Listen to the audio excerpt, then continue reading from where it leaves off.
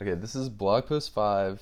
It is take number 9 because I can't edit my videos, so it's all gotta be one take, and I keep messing up. But it's almost 5 o'clock, so if I don't make this one, I don't know. Okay, so what I'm going to be talking about is how social media has affected social change. Okay, so I have my notes right here. I'm going to be looking back and forth. I have some of my ideas written down, all that stuff. Okay, so social media empowers social change, but in the same way, it also weakens it. So, tweeting something does not take much effort at all, or thought, or anything. So, that doesn't really have quite the same effect as a protest would in the 1960s, or any time before technology, really.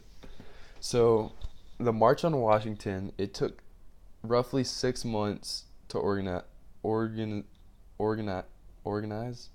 I've had a lot of trouble with that word today. A lot of determination, a lot of people, a lot of willpower.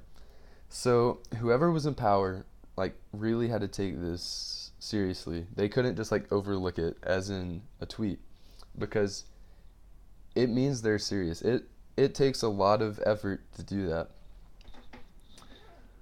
So that is one way that technology is not quite in par with actual like old fashioned hard work, all that stuff. Okay, but in the same way, Twitter can be huge. With police brutality, which has happened several times unfortunately, someone will record it and tweet it. This video will go viral and hundreds of thousands, if not millions of people will see what's going on. So, although this isn't what actually leads to social change, it can be the catalyst which leads to all the protests, marches, and what eventually actually leads to change. Let me scroll down in my notes a little bit. Okay, so Twitter and everything can help organize marches and it can help spread ideas very quickly. But does that make us overlook some of the benefits of old fashioned social movements? So in the past, it took a lot of work to organize anything. Like you would have to print off the papers, you would have to hand them out. You couldn't just like send a text. But that also meant you were more invested in your social movement.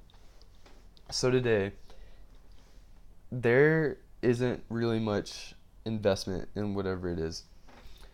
If things start going hard and you're just behind a computer screen, you can just get off. Like, but in the past, you would have made personal connections, a lot of time, like a lot of effort, just to where nowadays it's easier to back out of whatever social movement you're in than it was in the past. So let me look at my notes again.